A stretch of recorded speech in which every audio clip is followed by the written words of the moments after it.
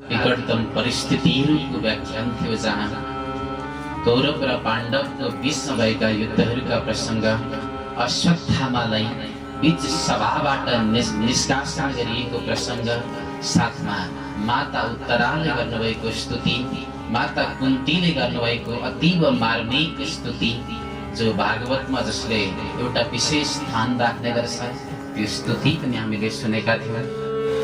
र गर्दै गर्दै परब्रह्म परमात्मा श्री कृष्ण द्वारिका प्रस्थान गर्ने एउटा मनसाय बनाइरहँदा परब्रह्म परमात्मा श्री कृष्ण जसले आफ्नै भक्त पितामह भीष्म जसको ध्यान गरिरहेको अवस्थामा राजा युधिष्ठिरले भगवान श्री कृष्णलाई पाउनु भएको थियो। रात्रिको समयमा भक्त भगवान प्रति जति नतमस्तक हुने गर्छ, जति श्रद्धा भाव अर्पण गर्ने गर्छ, वास्तवमा ईश्वरले पनि आफ्ना भक्त प्रति त्यो नै भाव अर्पण गर्ने गर्नुहुन्छ। जति तडपिने गर्छ भगवानको निम्ति एउटा भक्त भने ईश्वर पनि वास्तवमा त्यति नै तडपिनुहुन्छ सज्जन। आज भगवान श्री कृष्णको दशा पनि यस्तै नै विक्षिप्त थियो, जो अन्तिम अवस्थामा मृत्युलाई प्रतीक्षा गरेर सरसैयामा बाणको पिञ्जडामा जसले आफ्नो मृत्युलाई प्रतीक्षा गरिराख्नु भएको छ, र एक मात्रै प्रतीक्षा, मृत्युको परीक्षा पनि होइन, जसले मृत्युलाई पनि अतिक्रमण गर्नुभएको छ, स्वेच्छा मृत्युको वरदान छ जोसँग, भने केवल प्रतीक्षा छ त एउटै कुराको, त्यो हो परब्रह्म परमात्मा श्री कृष्णको दर्शन। र एउटा यस्तो अद्भुत प्रसङ्ग पनि आउने गर्छ महाभारतको प्रसङ्गमा, परमात्मा श्री कृष्ण जसको विशेष भूमिका छ, पाण्डवहरूलाई विजय गराउनको लागि भगवान श्री कृष्णले चाहे त्यो राजनीतिज्ञको रूपमा होस्, चाहे एउटा सल्लाहकारको रूपमा होस्, विशेष भूमिका भगवानले खेल्नु भएको छ। जब महाभारतको युद्ध चलिरहेको थियो, 18 दिनसम्मको युद्ध, 8औं दिन व्यतीत भयो जब दुर्योधन बडा रिसायो पितामह भीष्मदेखि। हजुर सेनापति, तर हजुरले युद्ध गरेको आज हेरिरहँदा लाग्छ हे पितामह, हजुर त वास्तवमा पाण्डवको पक्षबाट युद्ध गरिराख्नु भएको छ। खोइ हजुरको सहयोग, हजुरले चाहने हो भने ती सारा पाण्डवका सेनाहरूलाई तहस नहस गर्न सक्ने सामर्थ्य हजुरमा छ, तर हजुरका बाणहरू चलिरहेका छैनन्। आज दुर्योधनले यसरी आवेशमा आइरहँदा पितामह भीष्म पनि आज आवेशमा आउनुभयो। पितामह भीष्मले भनिदिनुभयो, हे दुर्योधन, म तिमीलाई बताउन चाहन्छु, आजको दिन रात्रिको समय, राति ठिक 12 बजे म भगवानको ध्यानमा बस्नेछु, र त्यो 12 बजे तिमीले आफ्नै पत्नीलाई भानुमतीलाई पठाइदिनु, म अखण्ड सौभाग्यवतीको वरदान म तिम्रो पत्नीलाई प्रदान गर्छु।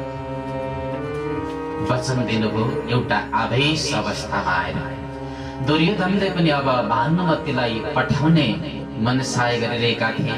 अन्तर्यामी भगवान श्री कृष्णलाई यो कुरा थाहा भयो, यदि भानुमती अखण्ड सौभाग्यवतीको वरदान माग्छन् भने दुर्योधन कहिले पनि गर्न सक्दैन। भगवानले श्री कृष्णले तुरन्त गएर भानुमतीलाई सम्झाउनु भएर, देवी, पितामह भनेको त आफ्नै परिवार, हाम्रै हजुरबा हुनुहुन्छ, उहाँसँग त जहिले वरदान मागे भइहाल्यो नि, आज किन जाने, आजै जानुपर्छ भन्ने त्यस्तो के छ र? कृष्णको कुरा सुनेर भानुमती गइन।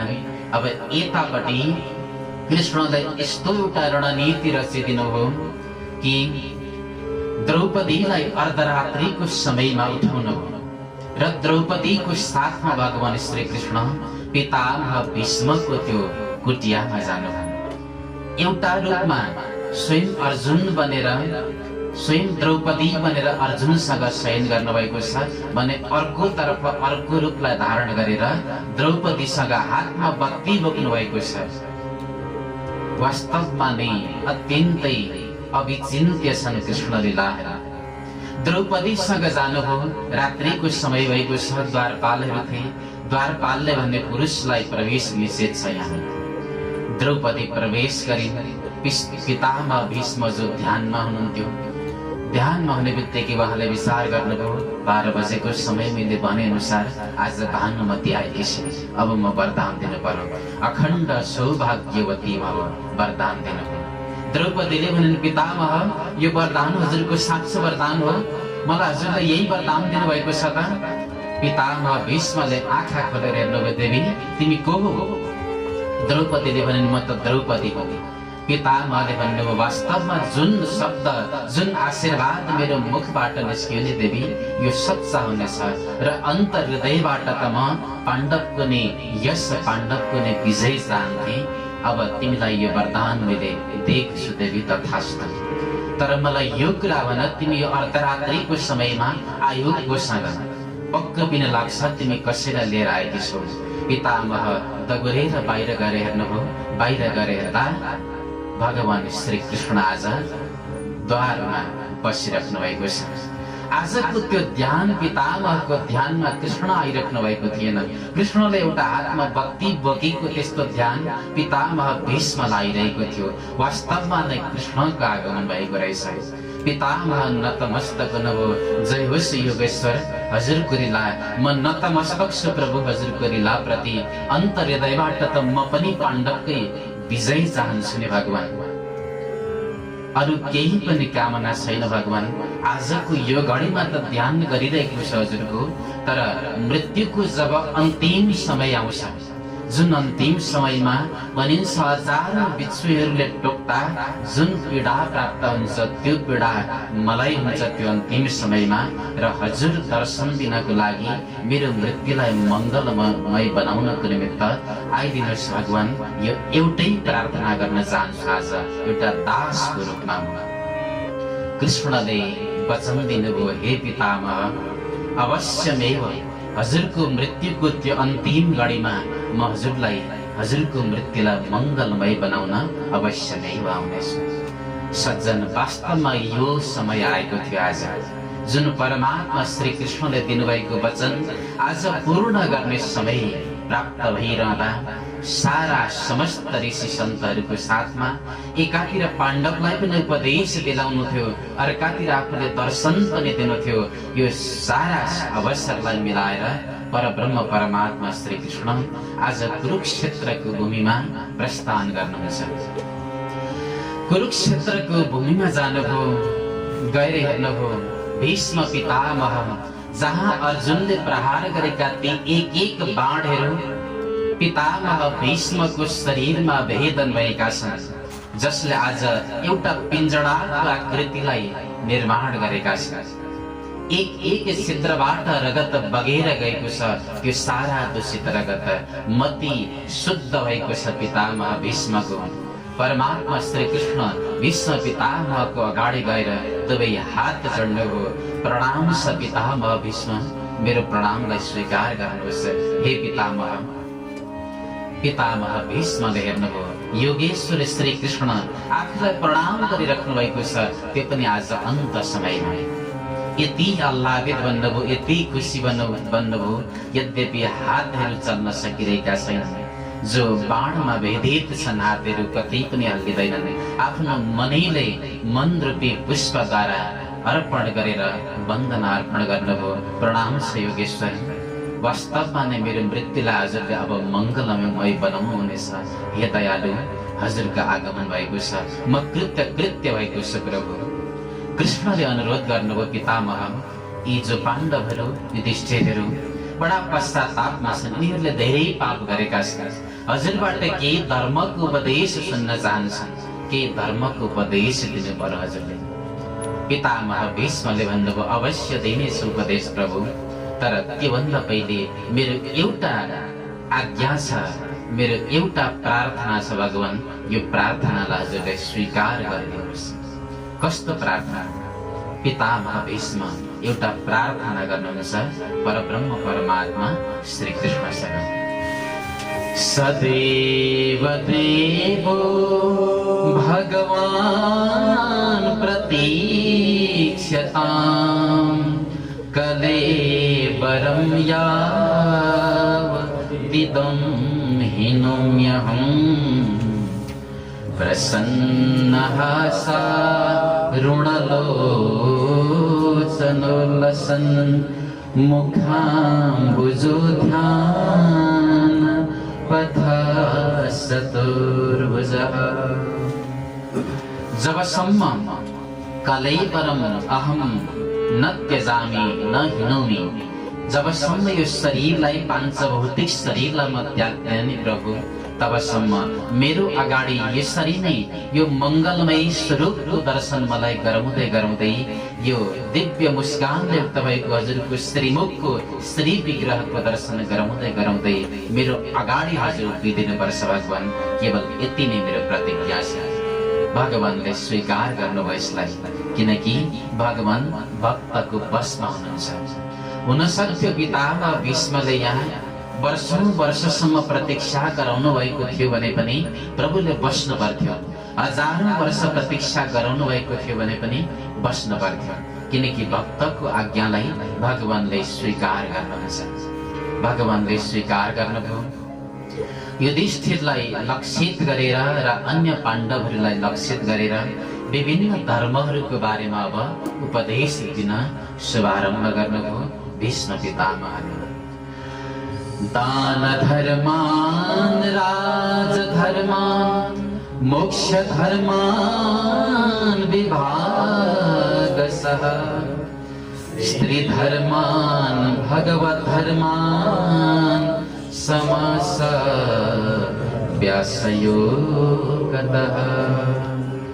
दान धर्म, राजधर्म, स्त्री धर्म, भगवत धर्म आदि आदि गरेका अनेक अनेक धर्महरूको बारेमा उपदेश दिनुभयो। यहाँ क्षत्रिय धर्म के हो, एउटा क्षत्रियको कर्तव्य के हो, युद्धमा कस्तो प्रकारको नीति अपनाउने, गृहस्थको निमित्त एउटा दान कसरी गर्नुपर्छ गृहस्थले, मनुष्य मात्रको कर्तव्य के हो, धर्मको सारा तत्व सार संक्षेप तत्व नै आज प्रदान गर्नुभयो तमाम पाण्डवहरूको निमित्त र युधिष्ठिरको त्यो मनमा रहेको संशयलाई पनि आज उहाँले छेदन गरिदिनुभयो।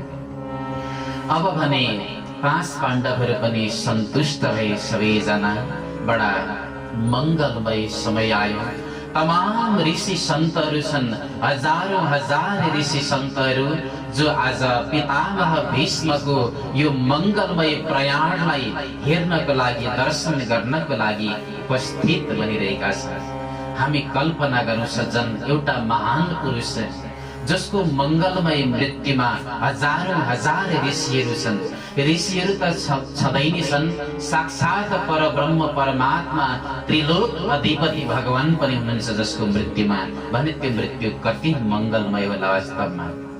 त्यसैले त महान पुरुषहरू जसले कहिल्यै पनि आफ्नो जन्मको दिवसलाई मनाउँदैनन्, जसले मृत्युको दिवसलाई मनाउँछन्, किनकि त्यो मृत्यु जसको मृत्यु मङ्गलमय भएको हुन्छ, परमात्मासँगको जसको मिलन हुन्छ, त्यसै कारण जन्म दिवस होइन उनीहरूको त्यो मृत्युको दिवस जसलाई पुण्य स्मृति भनिन्छ, त्यो पुण्य स्मृति मनाइने गरिन्छ महान पुरुषहरूको जीवनी।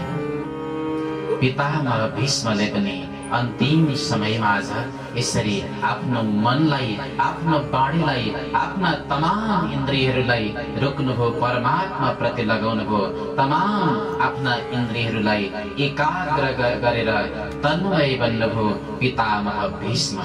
यस समय परब्रह्म परमात्मा जो आज अगाडि हुनुहुन्छ, मन्द मन्द मुस्कानको साथमा गुङ्गुराले केश राशि, शङ्ख चक्र गदा पद्मलाई धारण गरेको त्यो मङ्गलमय स्वरूप परब्रह्म परमात्मा श्री कृष्णको छ पितामह भीष्मको अगाडि। यस्तो समयमा भीष्म पितामहले सोच्नुभयो, म आज प्रभुको अब वन्दन गर्छु, म स्तुति गर्छु। तर त्यो वन्दन, त्यो स्तुति म कसरी गरौँ? मेरा हातहरू चलिरहेका छैनन्। दुवै हातहरू जोड्नु पर्यो प्रभुको स्तुति गर्न त, भगवानको प्रार्थना गर्न त पुष्प चाहिन्छ, त्यो पुष्प पनि छैन। अब के गर्ने भन्दा मनै मन मानव पुष्प ताक र छन्द रूपी पुष्प नै आज पितामह भीष्मले यहाँ लिनुभयो र मनमा नै परब्रह्म परमात्मा श्री कृष्णको अगाध भक्तिमा डुबेर एउटा विलक्षण स्तुति गर्नुभयो सज्जन, जसलाई भीष्म स्तुति भनिन्छ भागवतमा।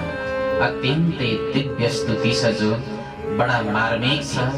भागवतमा विशेष स्थान राख्ने गर्छ यो भीष्म स्तुतिले। पुष्पताक र छन्दमा रहेको भीष्म स्तुति पितामह शुभारम्भ गर्नुहुन्छ। इतिमतिरूपकल्पिता वितृष्णा भगवती सात्वत पुङ्गवे विभुम्नि स्वसुखं वगते क्वचिद् विहर्तुं प्रकृतिमुपेयुषि यद्भव प्रवाह त्रिभुवनकमनं तमालवर्णं रविकरगौरवरं वरं दधानिं वपुरलककुलावृताननांसं विषयसखेरतिरस्तु मे नवद्यं युधितुरगर्जो विधूम्रवेश्वक गजलुलितश्रमभार्यलङ्कृतास्ये मम निशितशरैर्विवेद्यमान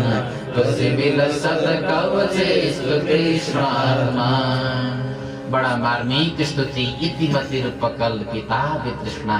हे परब्रह्म परमात्मा श्री कृष्ण, मति यानी कि त्यो मेरो बुद्धि, जो बुद्धि कस्तो छ त भन्दा वितृष्णा, तृष्णाले रहित भएको छ त्यो मेरो मति यानी कि बुद्धि। पितामह भीष्म जस्तो व्यक्तिको बुद्धि कहिले तृष्णाले सहित थियो होला भन्दा जुन समय कौरवहरूको त्यो नुन खानुभयो पितामह भीष्मले, अन्नलाई ग्रहण गर्नुभयो, त्यस समय थोरै दूषित भएको थियो उहाँको त्यो बुद्धि। र आज त्यो शुद्ध भएको सत्यमती भनेर यहाँ बताउन चाहनुहुन्छ, किनकि अर्जुनले भेदन गरेका ती बाणहरू जहाँबाट प्रत्येक क्षेत्रबाट रगत बगेर त्यो भएको सारा दूषित बुद्धि आज निस्किसकेको छ र अब केवल छ त शुद्ध बुद्धि रहेको छ। र त्यो शुद्ध बुद्धि मति म हजुरको चरणारविन्दमा अर्पण गर्न चाहन्छु। हे दयालु भगवती सात्वत पुङ्गवे विभुम्नै, सात्वत वंशमा अतीव श्रेष्ठ हुनुहुन्छ, विभु हुनुहुन्छ, व्यापक हुनुहुन्छ। आफ्नो स्वसुखमा भए तापनि प्रकृतिमा विहार गर्नको निमित्त एउटा कृष्णको अवतारको रूपमा अवतरित भन्नुभएको छ। हे दयालु र हजुर आज एउटा मनुष्य आकृतिमा कृष्ण बनेर आउनु भएको छ यो सृष्टिलाई चलाउनको निमित्त। हजुरको सुन्दरताको बारेमा म के व्याख्यान गरौँ प्रभु। त्रिभुवन कमनम तमाल वर्णम, यो त्रिभुवनमा अत्यन्तै कमनीय रूप छ हजुरको। तमाल वृक्षको जस्तो वर्ण छ हजुरको। सूर्य रश्मिहरू जस्ता पीताम्बर वस्त्र, अतीव देदीप्यमान वस्त्रहरूलाई धारण गर्ने हजुर, जसको श्रीमुखमा त्यो घुङ्गुराले केश राशि अतीव सुशोभित बनिरहेको छ। यस्तो अर्जुनको सखा हजुरमा मेरो यो बुद्धि अन्तिम समयमा लागोस् है प्रभु।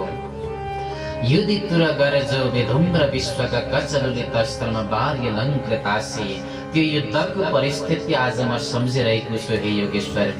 जुन युद्धको परिस्थितिमा जब युद्ध भइरहेको थियो, त्यो घोडाको टापबाट उठेको धुलो हजुरको शरीरमा पनि सबैतिर छिन्न भिन्न बनिरहेको थियो। र त्यस समय हजुर त्यो धुलोले ढाकिएको समयमा म जस्तो एउटा आत्ताताई जसले हजुरलाई बाण प्रहार गरेको थिए प्रभु, र त्यो बाण प्रहार गर्दा हजुरको त्यो शरीर विग्रहमा श्वेत कणिकाहरू, पसिनाका ती बिन्दुहरू पनि निस्किरहेका थिए, जो साक्षात मोती जस्तो प्रतीयमान भइरहेका थिए, मोती जस्तो लाग्थ्यो जो देख्दाखेरि। हे प्रभु यस्ता हजुरमा मेरो रति बनिरहोस्। संसारको एउटा मालिक बनेर पनि, अनन्त ब्रह्माण्डको मालिक बनेर पनि अर्जुनको स्वयं सारथी हुन पनि हजुर पछि पर्नु भएन प्रभु। सेना योरु भएर मध्ये प्रथम स्थापना चित जब जब अर्जुनले आज्ञा दिने गर्थे, दुवै सेनाको बीचमा लागेर रथलाई खडा गरिदिनु गर्नुहुन्थ्यो हजुरले। हजुरको त्यो एउटा भाव म जसलाई नतमस्तक गर्छु, म जसलाई नमन गर्छु प्रभु। स्वनिगममपहाय मत प्रतिज्ञा मृतमधिकर्तुमवाप्लुतो रथस्थः धृतरथचरणोभयात् चलद्क्रूर हरिरिव हन्तुमिमं गतोत्तरीयः। स्वनिगममपहाय मत प्रतिज्ञा। भीष्म पितामहले एउटा त्यो घटनाको आज स्मरण गर्नुभयो जुन समय महाभारतको युद्ध भने जब सुनिश्चय भएको थियो, कृष्णसँग द्वारिकामा दुर्योधन पनि पुगेछन् अनि अर्जुन पनि पुगे। दुवैजना व्यक्तित्वहरू पुग्नु भयो, दुवैजना सहयोग माग्न पुगे। दुर्योधन पनि सहयोग माग्न पुगे। हे योगेश्वर कृष्ण, युद्ध हुने निश्चित भएको छ, म सहयोग लिन आएको छु, मलाई के दिने? कृष्णले भनिदिनु भयो, मसँग एकातिर 1,00,000 नारायणी सेना छन् भने अर्कोतिर म केवल एक्लै छु र मेरो शर्त यस्तो छ कि म जतातिर हुन्छु म कहिल्यै पनि युद्ध गर्ने छैन, म हतियार पनि उठाउने छैन आफ्नो तर्फबाट। र एकातिर चाहिँ मेरा अस्त्र शस्त्रले सुसज्जित भएका 1,00,000 नारायणी सेनाहरू छन् भने तिमी के रोज्ने? अब दुर्योधनले आफ्नो बुद्धि अनुसार भन्न लागे, कृष्ण तिमी जस्तो एउटा व्यक्ति जो रमिता मात्र हेर्छु युद्धको भने मैले त युद्ध गर्ने व्यक्ति मलाई चाहिएको छ, मलाई सेना चाहियो। अर्जुनलाई यही प्रश्न गर्नुभयो, अर्जुन तिमी के चाहन्छौ?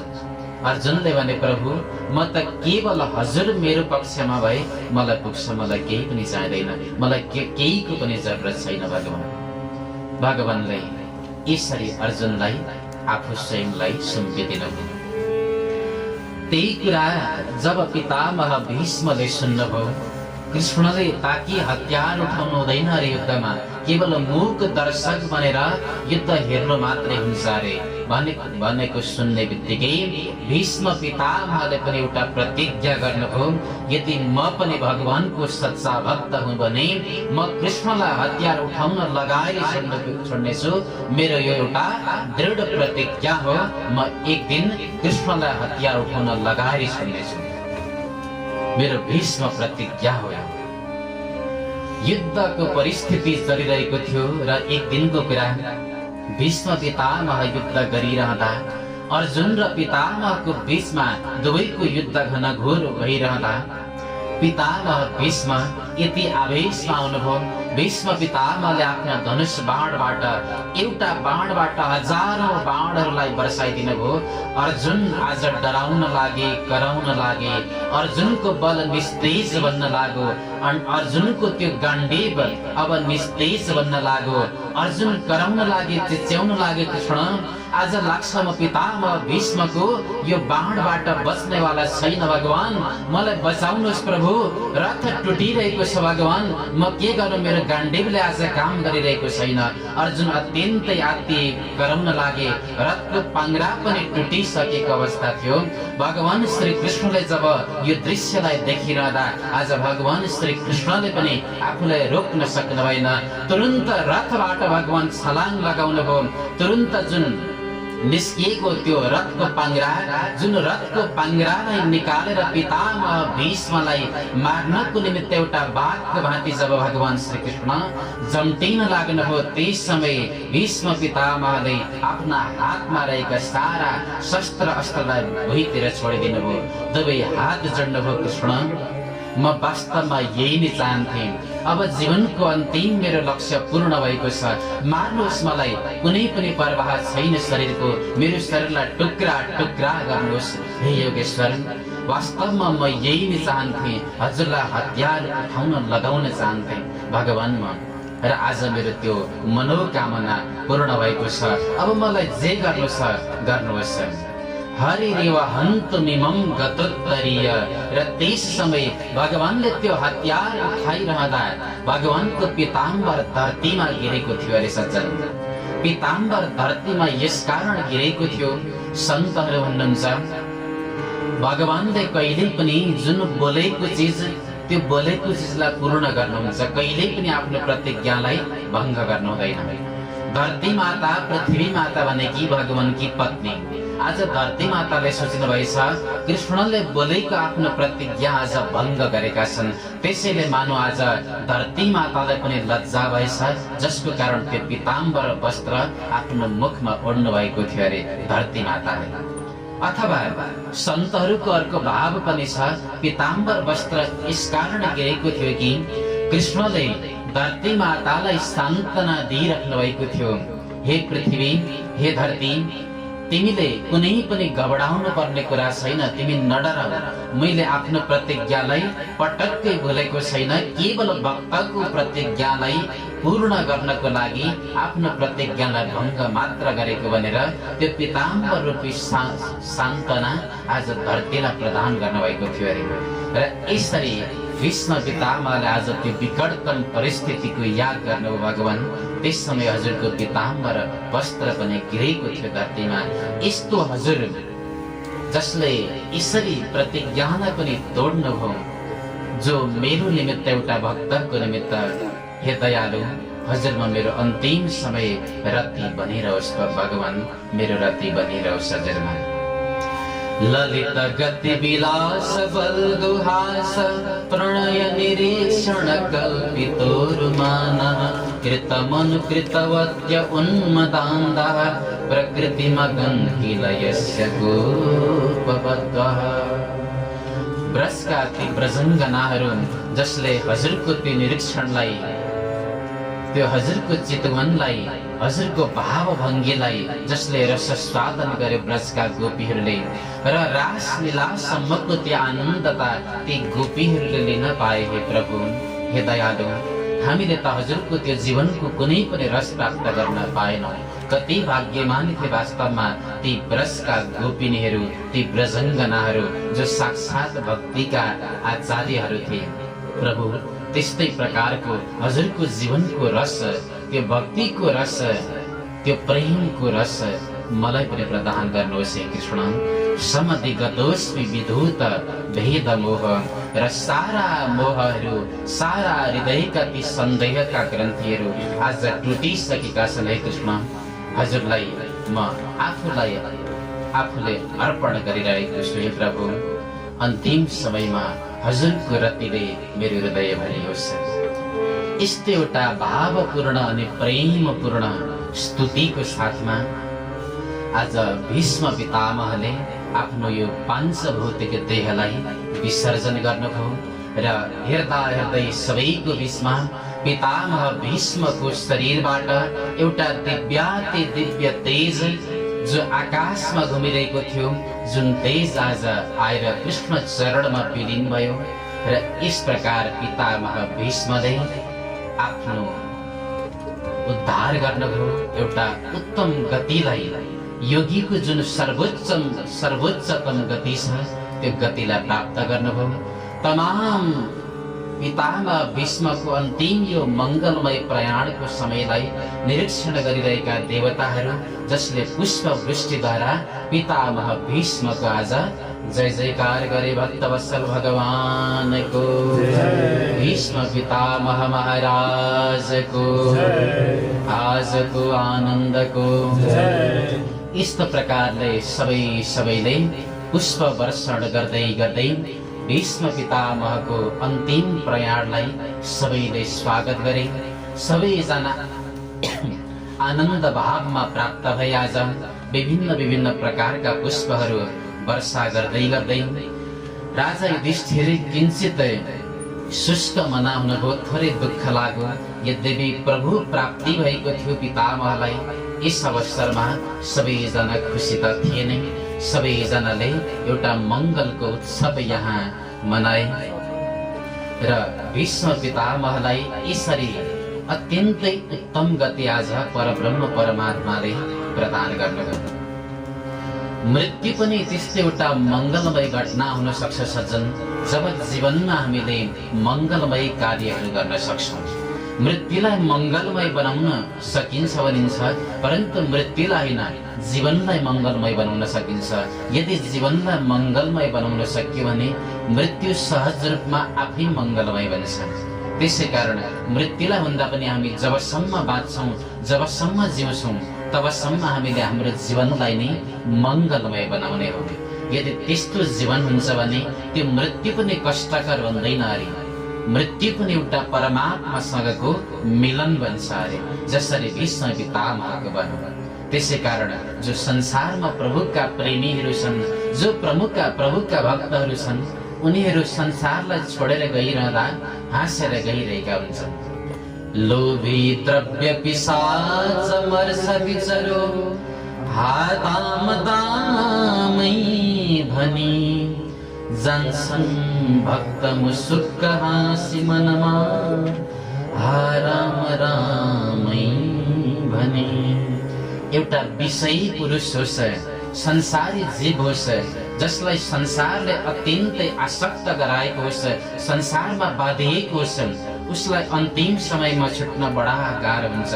आफ्नो त्यो परिवारको जन्जाल, परिवारको आसक्ति, संसारप्रतिको ममता, त्यो ममताको बीचमा रोदन गर्छ, कराउँछ जब अन्तिम समय उसको उपस्थित भइरहेको हुन्छ। तर एउटा त्यस्तो योगी, त्यस्तो भगवानको प्रेमी भक्त जसलाई मृत्युदेखि कहिल्यै पनि डर लाग्दैन। जान्छन् भक्त मुसुक्क हाँसी मनमा हा राम रामै भने। हे राम हे राम, हे कृष्ण हे कृष्ण, भगवानको त्यो मङ्गलमय नामलाई उच्चारित गर्दै गर्दै भगवानका भक्तहरू प्रभुको धाम जाने गर्छन्। भीष्म पितामहको पनि अत्यन्त यो मङ्गलमय एउटा प्रयाण जो वास्तवमा नै उदाहरणीय छ। जीवनलाई यदि बनाउनु पर्छ त पितामह भीष्मको जीवन जस्तो बनाउनु सक्नुपर्छ हामीले, तब गएर मानव जीवन पनि चरितार्थ हुन्छ। अत्यन्तै सुन्दर शिक्षा पितामह भीष्मको यो जीवनले हामीलाई प्रदान गरेको छ। भक्तवत्सल भगवानको यसरी आज भगवान श्री कृष्णले पितामह भीष्मलाई उत्तम गति प्रदान गरेर अब भने द्वारिकाको यात्रालाई तय गर्नुभयो। द्वारिका जानको निमित्त भगवान तयार हुनुभयो। भगवानको यो प्रयाणमा, भगवानको विदाईमा तमाम यदुवंशीहरू अत्यन्तै दुःखी थिए। वियोगले सबैजना स्तब्ध भएका थिए। तथापि कृष्णले द्वारिका छोडेको पनि अत्यन्तै धेरै समय व्यतीत भएको थियो। जानु पर्ने नै थियो, एउटा विधिको विधान। सबैले नचाहँदा नचाहँदै आज कृष्णलाई विदाई गर्न पुगे। यतापट्टि जो राजा युधिष्ठिर आज राजा बनिसकेका थिए, उनको राज्य पनि चलिरहेको थियो। कामम वर्ष पर्जन्य सर्व काम दुगामहि शिशिचुष्म प्रजान गावः पयसो धस्वतिर्मुदा। सबैतिर अन्न बालीहरू अत्यन्तै प्रगाढताको साथमा फल्ने गर्थ्यो। पृथ्वीले पनि, धरती माताले पनि चाहेको कुरा उत्पादन गरिदिन्थिन् र जल वर्षा पनि समय समयमा हुने गर्थ्यो। समस्त गौ माताहरूले पनि दुग्ध चाहे जति दिने गर्नुहुन्थ्यो। सबै ती समुद्रहरू, ती नदीहरू पनि प्रसन्न थिए अनि औषधिहरू, लता लहराहरू सबैतिर थिए। युधिष्ठिरका जो प्रजाहरू थिए, प्रजाहरू पनि बडा आनन्द भावमा प्राप्त भएका थिए एउटा युधिष्ठिर जस्तो राजालाई देखेर। र सबै जनताहरूले आफ्नो आवश्यकतालाई केही पनि महसुस गरेका थिएनन् युधिष्ठिरको राज्यमा। त्यति सुख थियो, त्यति चैन थियो। तर अब भने भगवान श्री कृष्ण द्वारिका प्रस्थान गर्न लाग्नुभयो। युधिष्ठिरलाई पनि आज आत्मानुभूति भइरहेको छ कि आफ्नी आमा कुन्तीले वरदान माग्दा दुःखको वरदान माग्नु भयो। आखिर किन भन्दा जब जब दुःख पर्थे पाण्डवहरूलाई, त्यो दुःखमा कृष्ण साथ दिने गर्नुहुन्थ्यो, कृष्ण साथमा हुने गर्नुहुन्थ्यो।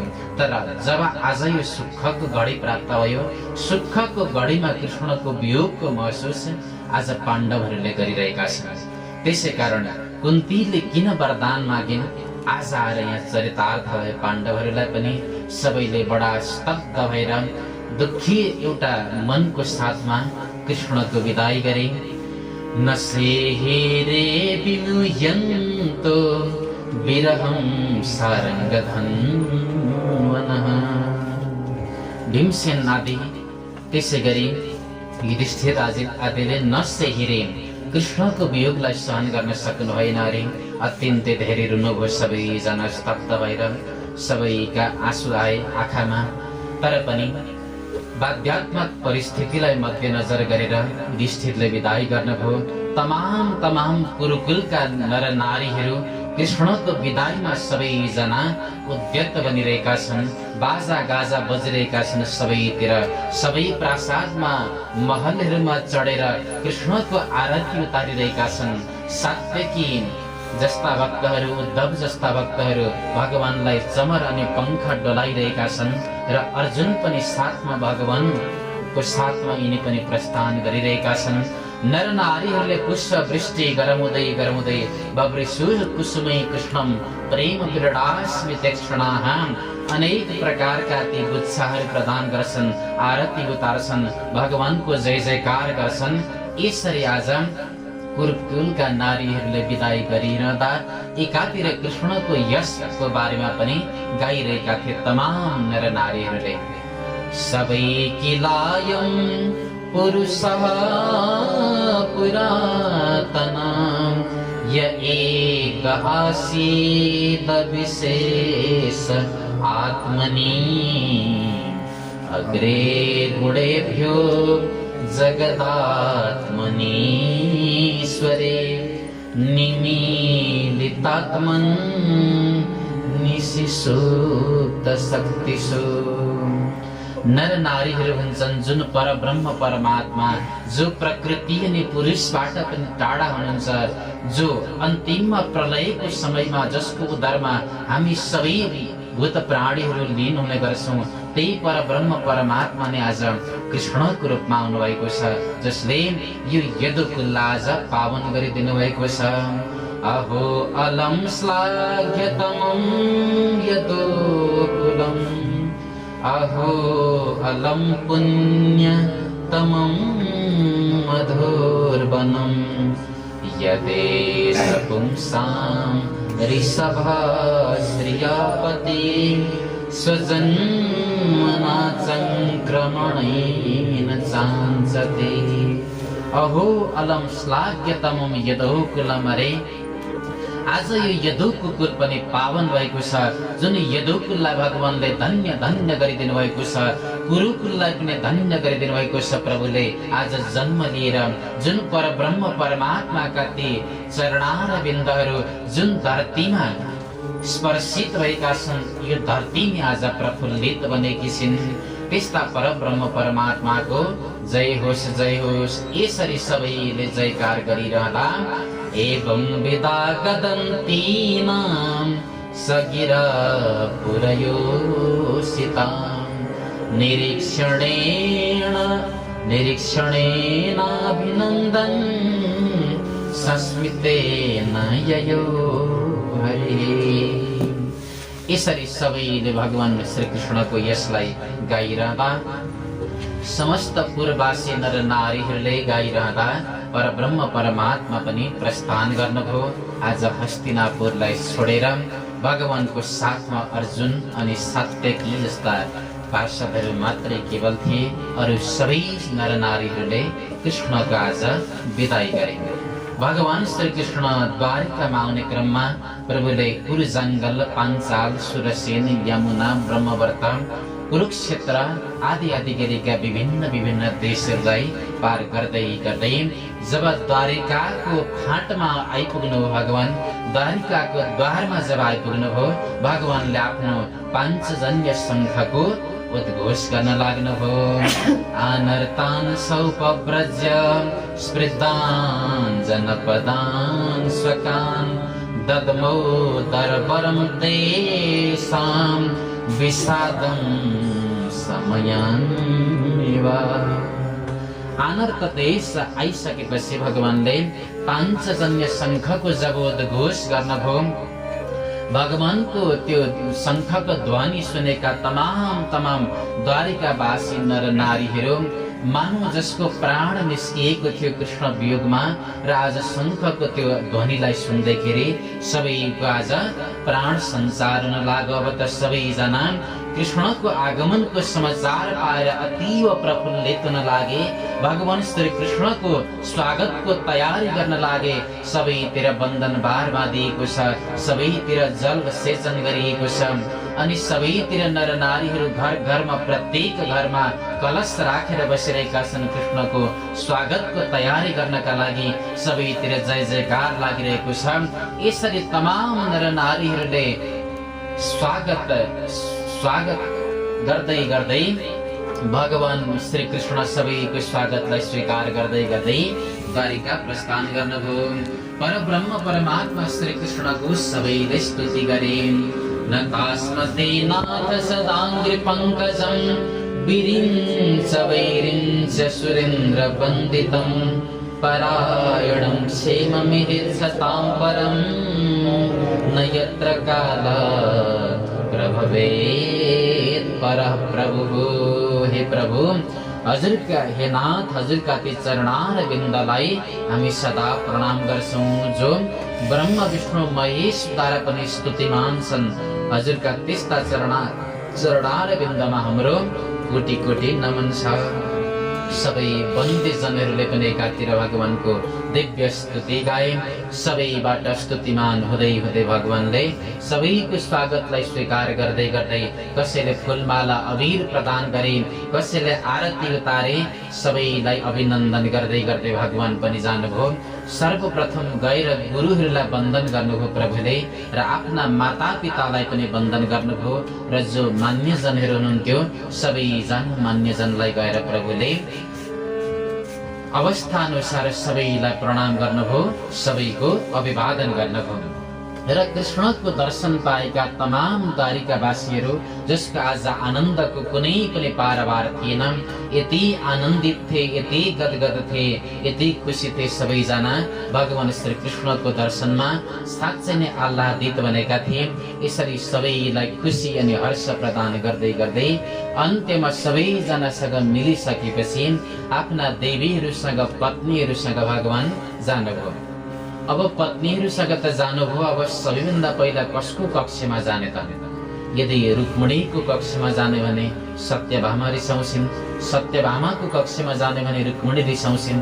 16,108 छन् देवीहरू भने सबैभन्दा पहिले कहाँ जाने त भन्दा भगवानले त्यहाँ त्यस अवस्थामा 16,108 वटा रूपलाई धारण गर्नुभयो भगवानले एकैपटक, र एकैपटक तमाम देवीहरूको त्यो महलमा भगवान प्रस्थान गर्नुभयो, प्रवेश गर्नुभयो। सबै देवीहरूलाई आज यस्तो अनुभूति भयो कि अरू देवीहरूलाई छोडेर मेरै यो महलमा भगवान पहिलो पटक आज आउनु भएको छ। यति खुसी भए, यति गदगद भए सबैजना। र त्यसरी अब तमाम आफ्ना देवीहरूसँग भगवानले विहार गर्न लाग्नुभयो। विहार गर्न लाग्नुभयो। विहार गरिरहँदा आफ्नो हाउभाउ कटाक्ष चितवनद्वारा भगवानका इन्द्रियहरूलाई, जुन देवीहरूले मन्थन गर्न चाहन्थे, तर भगवान जो इन्द्रियातीत भएको हुनाले कहिल्यै पनि त्यसरी विषय वस्तुमा भगवान आकृष्ट हुनु भएन। देवीहरूले जति नै आफ्नो हाउभाउद्वारा प्रभुलाई कटाक्षद्वारा आकर्षित गर्न चाहे तापनि अन्तर्हृदयबाट त्यो विषय प्रतिको भगवानको कहिल्यै पनि लगाव रहेन। यसेन्द्रिम विमथितुम कुह गैरमस्येकु, जसका इन्द्रियहरूलाई मन्थन गर्नका लागि देवीहरू कहिले पनि समर्थ भएनन्। यद्यपि भगवानले सबैलाई खुसी, सबैलाई आनन्द र सबैलाई विहार प्रदान गर्नुहुन्थ्यो।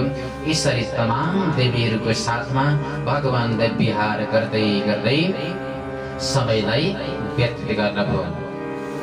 अब यतापट्टि जो भगवानले रक्षा गर्नुभएको थियो, उत्तराको गर्भमा जसको ब्रह्मास्त्रको आक्रमणबाट प्रभुले रक्षा गर्नुभएको थियो, त्यो बालक जसको आज जन्मको दिवस थियो।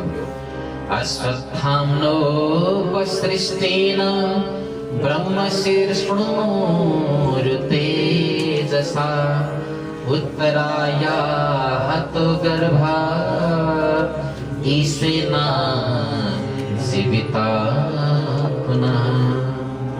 अश्वत्थामाको त्यो अस्त्रद्वारा प्राय मृत भइसकेको त्यो गर्भस्थ शिशु, जसलाई भगवानले मानव पुनर्जीवित गरिदिनु भएको थियो, आफ्नो चक्र सुदर्शनद्वारा जसको रक्षा गर्नुभएको थियो। यी सेना जीवित पुनः भनिन्छ, एकपटक मृत्युको रूपमा प्राप्त भइसकेको थियो र त्यो बालक, तर भगवानले पुनर्जीवित गरिदिनु भयो आफ्नो करुणाद्वारा, दयाद्वारा। त्यस्तो बालक जसको आज जन्मको दिवस थियो, नामकरण संस्कारको दिवस थियो। सबैजना ब्राह्मण देवताहरू, ठुला ठुला विद्वानहरू, योगीहरू सबैलाई यहाँ राजा युधिष्ठिर निमन्त्रणा दिनुभएको रहेछ।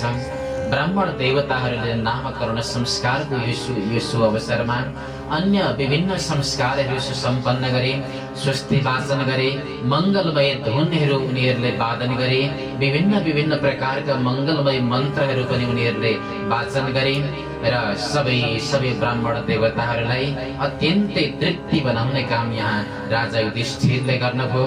नामकरणको जुन दिन थियो, ब्राह्मणहरूले नामकरण गर्ने क्रममा जो भगवान विष्णु यानी कि भगवान श्री कृष्णद्वारा प्रदत्त भएको हुनाले तस्मान् नाम्ना विष्णुरात इति लोके बृहत्त्रवः। विष्णुना कृष्णेन रातः दत्तः इति विष्णुरात, यानी कि भगवान श्री कृष्ण द्वारा दिइएको, भगवान विष्णु द्वारा दिइएको जुन पुत्र थियो त्यसैको नाम विष्णुरात थियो। राधा ने धातु यसरी रक्षा गरेको हुनाले नाम यिनको विष्णुरात रह्यो। बडा सुन्दर नाम राखिदिनु भयो। परित चारैतिर इक्षति इति परीक्षित, अथवा चारैतिर हेरेको हुनाले पनि यिनको नाम परीक्षित पनि राखियो। जन्म हुने बित्तिकै यिनले चारैतिर हेरे। माता कुन्तीले जो आउनु भएको थियो आगन्तुकहरूको हातमा दिने गर्नुहुन्थ्यो त्यो सानो बाबुलाई, जसको काखमा जान्थ्यो, जसको हातमा जान्थ्यो, उसको मुखमा हेर्ने गर्थ्यो अरे कि मलाई गर्भमा हुँदाखेरि रक्षा गर्ने चाहिँ को होला। सबैलाई हेर्ने हुनाले उसलाई नाम पनि परीक्षित पनि राखियो।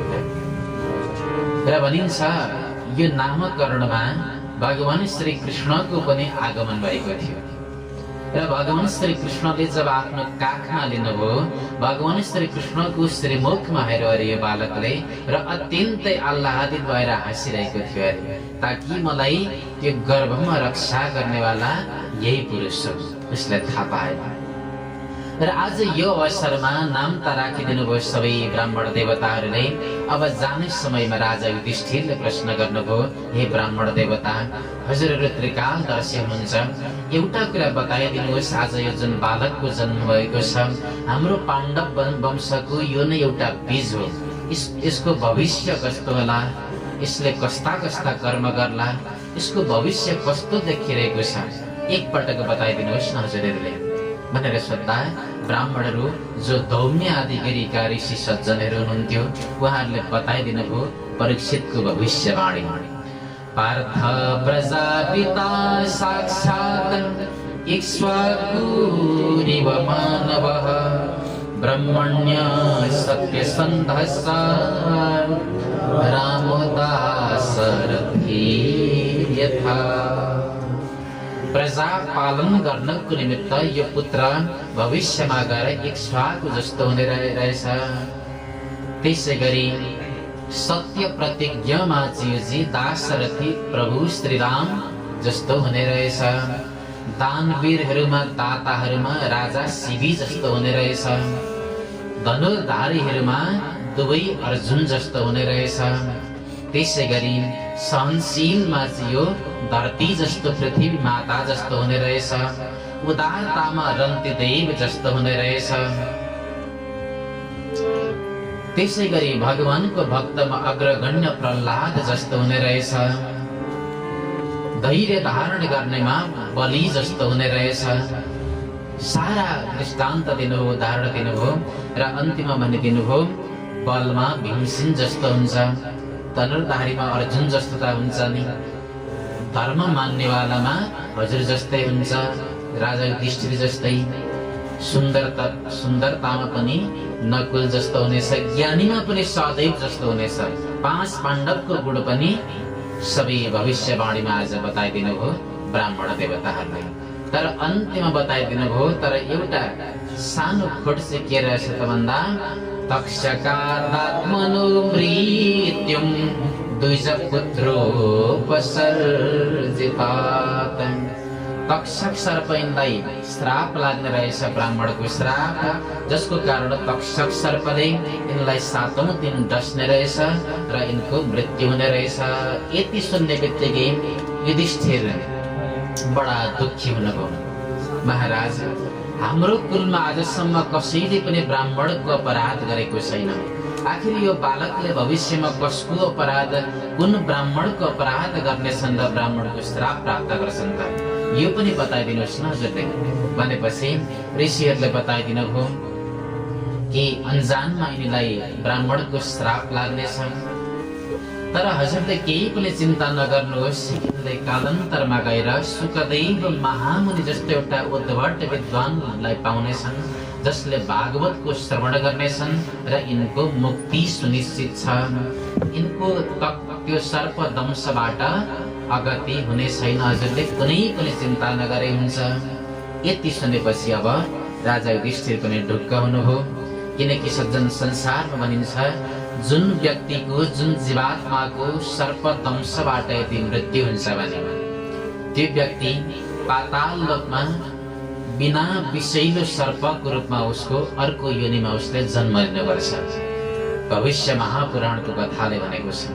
त्यसै कारण त्यस्ता व्यक्तिको पनि एउटा उपाय पनि छ, उनीहरूको कसरी उद्धार गर्ने, मुक्ति कसरी हुन्छ भन्ने पनि पुराणान्तरहरूमा त्यसका उपाय पनि छ। तर यहाँ परीक्षितको बारेमा जब ऋषिहरूले भनिदिनु भयो भागवतको श्रवणद्वारा मुक्ति हुन्छ भनेपछि युधिष्ठिरका पनि सारा सन्देहहरू निर्मूल भएर गए। यसरी जुन परीक्षित जो पाण्डवको कुललाई अगाडि बढाउने वाला थिए एउटा बीजको रूपमा, जसको नामकरण संस्कारको यहाँ सुन्दर प्रसङ्ग उल्लेख गर्नुभएको छ। विदुरस तीर्थयात्रायां मैत्रेयादात्मनो गतिं ज्ञात्वा गाधास्तिनपुरं तयवाप्तविवेदसितः। अब विदुर जी महाराजको प्रसङ्ग छ यहाँ, जो युद्धको परिस्थिति जब पाण्डव अनि कौरवहरूको बीचमा युद्ध हुने सुनिश्चित भयो, कौरवहरूलाई सम्झाउने प्रयास गर्नुभयो, धृतराष्ट्रलाई सम्झाउने प्रयास गर्नुभयो, युद्धलाई रोक्ने प्रयास गर्नुभयो, तर त्यसका बावजुद युद्ध अवश्यम भावी भएको थियो, युद्ध रोकिने अवस्था थिएन। अब के गर्ने भन्दा एउटा मध्यस्थकर्ताको भूमिका निर्वाह गरेर विदुरजी महाराज तीर्थयात्राको क्रममा निस्किनु भएको थियो। तीर्थयात्रा ताकि बसिरहँदा त एक पक्षबाट मैले पनि लड्नुपर्छ, बरु म तीर्थयात्राको रूपमा निस्किए भने मैले कतै पनि लाग्नु पर्दैन। तीर्थयात्रामा जानुभएको रहेछ। आज युद्ध समाप्त भएपछि विदुरजी महाराजको आगमन भयो। जब विदुरजी महाराजको आगमन भयो, नातामा युधिष्ठिरको काका हुनुहुन्थ्यो। युधिष्ठिरजी महाराजलाई देख्ने बित्तिकै गएर प्रणाम गर्नुभयो, साष्टाङ्ग वन्दन गर्नुभयो, नमन गर्नुभयो र दुवै हात जोडेर अनेक प्रश्न गर्न लाग्नुभयो। महाराज युधिष्ठिरले भवत विधा भागवतास तीर्थभूता स्वयं विभो तीर्थि कुर्वन्ति तीर्थानि स्वान्तस्थेन गधामृता। हे प्रभु, भवत विधा भागवता, हजुर जस्ता भगवानका भक्तहरू जो साक्षात तीर्थलाई पनि तीर्थ गर्नेवाला छन्। तीर्थि कुर्वन्ति तीर्थानि, तीर्थलाई पनि तीर्थ गर्नेवाला छन् भने त्यस्ता व्यक्तिहरू हजुर पनि त्यो तीर्थमा जानुभएको थियो, तीर्थलाई तीर्थ बनाउनको निमित्त। यतिका समयसम्म हजुरलाई हाम्रो याद आएन, हजुर कहाँ जानुभयो, हजुरको तीर्थयात्रा कस्तो रह्यो काका, हामी जान्न चाहन्छौँ। हजुरको तीर्थयात्राको क्रममा हजुरले कस्तो आहार गर्नुभयो, के खानुभयो, कसरी विचरण गर्नुभयो, हजुर कहाँ कहाँ जानुभयो र त्यो प्रवास क्षेत्रमा गएर कसरी हजुर रहनुभयो र हामीलाई यो पनि सुनाउनुहोस्, हजुर द्वारिका पनि जानुभयो होला, हाम्रो इष्ट परब्रह्म परमात्मा के गर्नुहुँदैछ, कुशल हुनुहुन्छ कि हुनुहुँदैन, कि अन्य प्रभुका ती देवीहरू के गर्दैछन्, हामी सुन्न चाहन्छौँ। विदुरजीलाई प्रश्न गरिसकेपछि विदुरजीले सारा समस्त आफ्नो तीर्थयात्राको बारेमा यहाँ बताउनु भयो। तर विदुरजीलाई यो कुरा पनि थाहा थियो कृष्णको स्वधाम गमन भइसकेको छ, यो पाण्डवहरूको लागि अत्यन्तै अमङ्गल समाचार हुनेछ। यो कृष्णको स्वधाम गमनको समाचार जसले पाण्डवलाई अगाध चोट पुर्याउने वाला थियो, यो समाचार सुनाउनु भएन अरे आज। यथानुभूतो क्रमशो विना यदुकुलक्षयं यदुकुलको क्षयको बारेमा उहाँले बताउनु भएन, अन्य सारा वृत्तान्तहरू बताउनुभयो र उनीहरूको सन्देहलाई यहाँ निवृत्ति गर्नुभयो। यसो हेर्नुभयो विदुरजी महाराजले हिजोको दिनमा भीमसेनलाई जुन विषैलो लड्डु प्रदान गर्नेवाला धृतराष्ट्र, जसले मार्नका लागि पाण्डवहरूलाई केसम्म गरेनन्, तर आज तिनी धृतराष्ट्र त्यही भीमले दिएको, जसरी एउटा गृहपाल, एउटा घरको व्यक्तिले कुकुरलाई, गृहपाल कुकुरलाई भोजन दिने गर्छ, खाना दिने गर्छ, भात दिने गर्छ, त्यस्तै प्रकारले भीमसेनले प्रदान गरेको त्यो अन्न खाएर बसिरहेका छन् धृतराष्ट्र र यिनको मृत्युको समय पनि नजिकिरहेको छ। म त एउटा भाइ हुँ यिनको, यद्यपि मैले सम्झाएको पहिले पनि थिएँ, तर आज म अन्तिम पटक अब सम्झाउँछु भनेर मन विचार गर्नुभयो। किनकि एउटा सच्चा सन्त हुनुहुन्थ्यो उहाँ। सन्त हृदय नवनीत समाना, नवनीत जस्तो हृदय हुने गर्छ सन्तहरूको भने उहाँलाई पनि करुणा जागो। मेरो स्वभाव हो, मैले गर्नै पर्छ, मेरो कर्तव्य हो। आज म गएर सम्झाउँछु मेरो दाजुलाई। गएर सम्झाउन लाग्नुभयो। हे दाजु, यद्यपि सम्झाएको मैले पहिले पनि थिएँ र आज अन्तिम समयमा म हजुरलाई सम्झाउन आएको छु। हजुरलाई यो संसारको मोहले आखिर किन छोडिरहेको छैन दाजु? आखिर हजुरलाई के लिएर जान चाहनुहुन्छ? हजुरको मृत्यु यति निकट आइरहेको छ। हिजोको दिनमा जसलाई मार्न चाहनुभयो तिनै व्यक्तिहरू, तिनै भीमसेन आदिले अपहेलनापूर्वक दिएको त्यो अन्नलाई ग्रहण गरेर हजुर आज यहाँ बस्ने। अहो महीयसी जन्तोर जीवितासायया भवान भीमा पवर्जितं पिण्डम आदत्ते गृहपालवत। भीमसेनले दिएको एउटा त्यो पिण्डलाई खाएर एउटा कुकुरको भाँति कहिलेसम्म अब जिन्दगी जिउने हजुरले? यो सारा आसक्तिको बन्धनलाई तुरन्त तोड्नुहोस्। हजुरले केही पनि अब लिएर जानु हुँदैन यो धरतीबाट। तुरन्त अब यो घरलाई परित्याग गरिदिनुहोस्। हजुरले वनको बास गर्ने समय आएको छ। हजुर तुरन्त यहाँबाट निस्किनुहोस्, होइन भने हजुरको जीवनको कहिल्यै पनि उद्धार हुने छैन।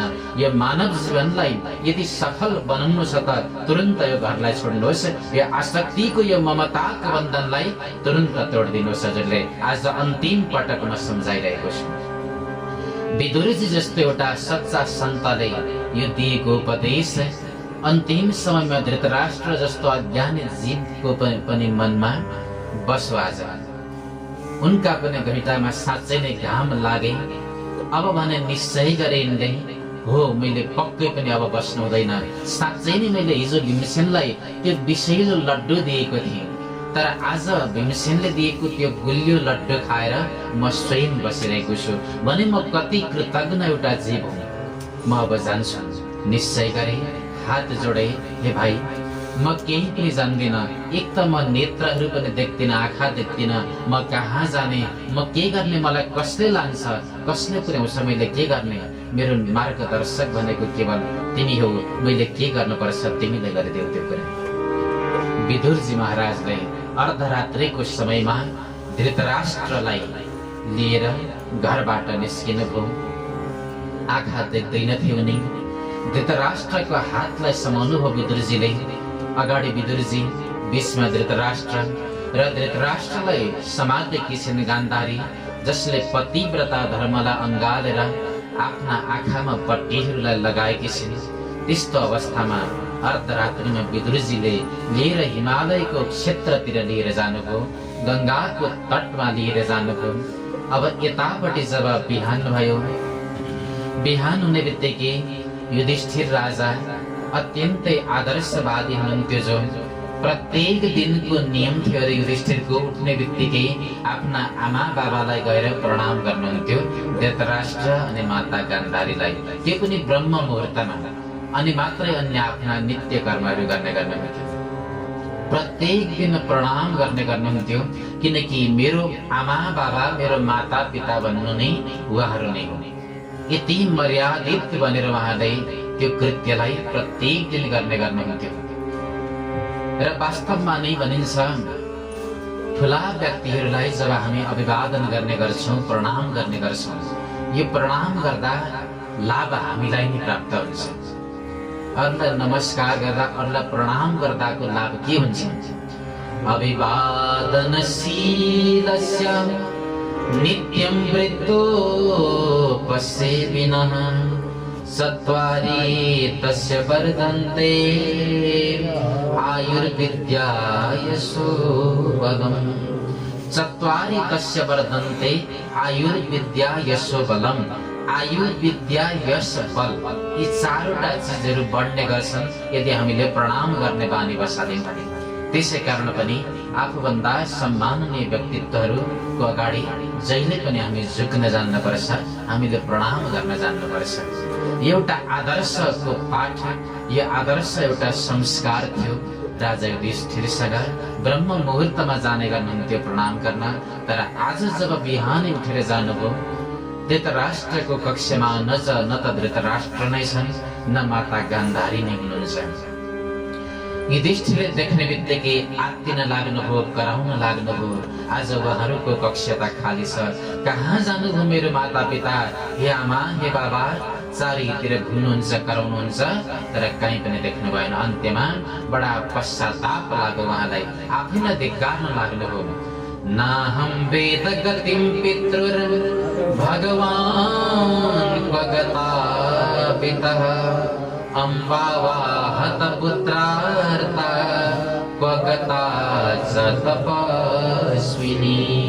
मेरी माता जो तपस्विनी गान्धारी हुनुहुन्थ्यो र मेरो पिताजी कता जानुभयो उहाँहरू? सायद हामीले नै गरेको त्यो कुकृत्यको कारण, कुकर्मको कारण कतै जानुभयो होला हामीबाट टाढा भएर। हामीले नै उहाँहरूका ती 100 जना पुत्रहरूलाई, सन्तानहरूलाई एकै ज्यान बनाइदिएका थियौं, मृत्युको एउटा दलदलमा फसाइदिएका थियौं भने पापी हामी नै हौं। यही अपराधको कारण सायद जानुभयो, मेरै कारणले जानुभयो। मबाट अत्यन्तै ठुलो गल्ती भयो। अब म कसरी कहाँ पाउने मेरा आमा बाबालाई? छटपटाउनु भयो चारैतिर। सञ्जयसँग पनि प्रश्न गर्नुभयो, सञ्जय, कतै तिमीले त देख्यौ न मेरो आमा बाबा जसले आज मलाई छोडेर जानुभएको छ? कहाँ जानुभयो? के गर्दै हुनुहुन्छ? मलाई केही पनि थाहा छैन। सञ्जयले पनि कुनै प्रकारको उत्तर दिएनन्। बडा चिन्ताको भुमरीमा रुमल्लिरहेको समयमा नारदजी आउनुभयो, तुम्बुरु नाम गरिएको गन्धर्वको साथमा। नारदजी आउने बित्तिकै नारदजीले उनको चिन्तालाई सुन्नुभयो, युधिष्ठिरलाई सम्झाउनु भयो, हेर राजन, तिमी जुन चिन्तामा आज रुमल्लिरहेका छौ त्यो चिन्ता छोडिदेऊ। तिमीले तिम्रा आमा बाबा यस समय उत्तर क्षेत्रमा जो बद्री विशालको संगम हुँदै गंगाको तटमा गएर बसेका छन् विदुरजीको साथमा, जो भगवानको ध्यानमा आफूलाई जसले लीन गरेका छन् र आजको 7 दिनमा उनीहरूको शरीर पनि छुटिरहेको छ र उनीहरूले आफ्नो उद्धार गरिरहेका छन्। त्यो अवस्थामा तिमी गएर विक्षेप नगर, आफ्नो जीवनको कल्याण गरेका छन् दुवैजना तिम्रा माता पिताले।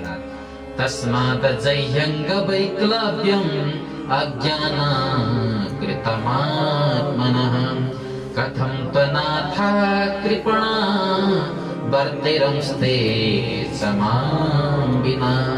त्यसै कारणले वैक्लव्यम जहि, यो चिन्तालाई तिमी तुरुन्त परित्याग गरिदेऊ भनेपछि यहाँ युधिष्ठिर पनि चिन्ताले मुक्त हुनुभयो। दुवैजना नारदजी र तुम्बुरु गन्धर्व आफ्नो गन्तव्य स्थानतिर प्रस्थान गर्नुभयो र यस प्रकार यहाँ एउटा विदुर जस्तो सन्त, जुन विदुर जस्तो सन्तले धृतराष्ट्र जस्तो एउटा अन्ध जीवलाई पनि उद्धार गरिदिनु भयो आफ्ना ती वचन रूपी सान्त्वनाहरूद्वारा। धृतराष्ट्र जस्तो जीवको पनि कल्याण विदुरजीले गरेका यी अतीव मार्मिक प्रसङ्गहरू हामीले पनि यथालितम